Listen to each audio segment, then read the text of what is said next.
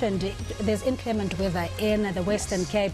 Evacuations continue in some parts of Cape Town, and the area was hit by heavy rains and strong winds, as residents are advised to exercise caution when traveling.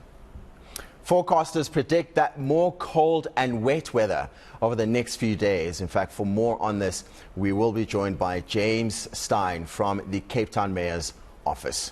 A very good morning, James. Welcome to the show. What is the latest right now that you can share with us where you are? Good morning. Well, it's been raining all night, raining pretty heavily. So we expect that conditions are going to be quite difficult today again.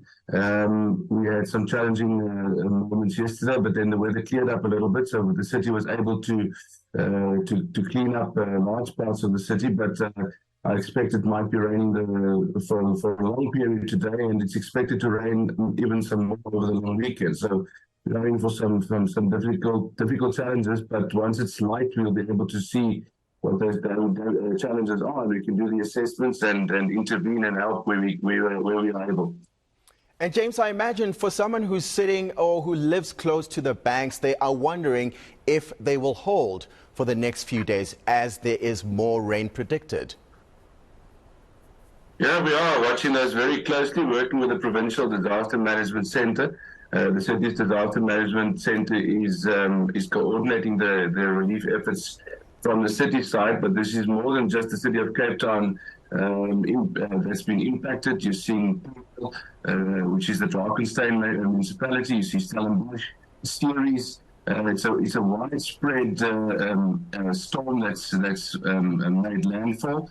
And so the Provincial Disaster Management Centre is certainly doing a lot to help coordinate efforts on a larger scale. So certainly they have the ability to assess, the rivers in particular. So the larger rivers are largely outside of Cape Town. Those are the Breede River.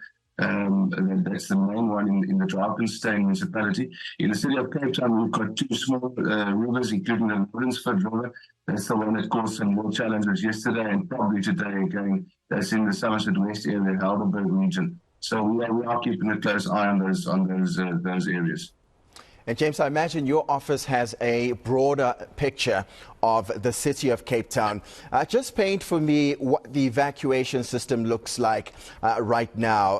Do we have any numbers in as far as people that have been evacuated, where to, and what's going to happen next, as it were? I don't have numbers for you on evacuations at the moment, so we will get an update on those later this morning.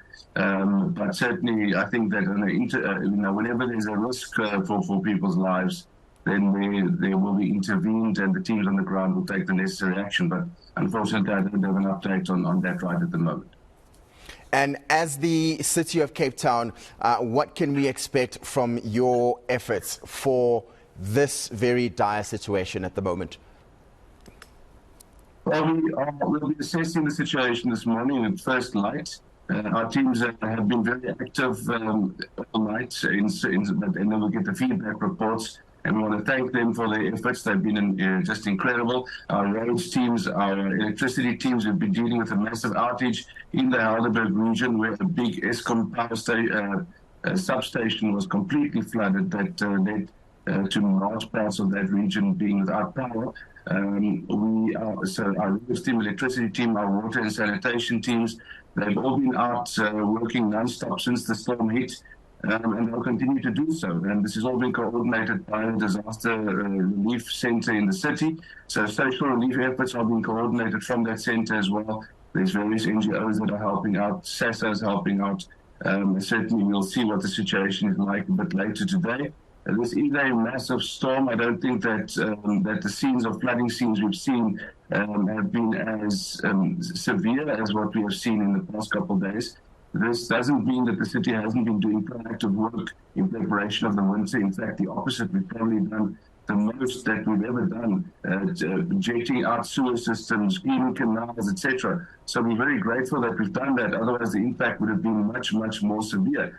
We are expecting something upwards of about 100 millimeters of water to be falling per day So that's really severe and significant, and it would put pressure on lots of systems, and we're just comfortable that our teams are ready to do whatever is needed to be done to assist the communities. Lastly, James, just for the City of Cape Town residents, what would you like them to know at this moment? Would you like to caution them in any way? If so, you could do so right now. Yes, thank you very much. Absolutely. So there's two things. The first is if there's an emergency situation, and to date we're very lucky. We haven't seen any missing persons, haven't had any fatalities reported, so that's excellent news. But if anybody is in a sense of emergency, fear for their life, they must call the emergency number. One of those numbers is 107. You can call that from a landline. You can also call the number 021-480-7700 from a cell phone.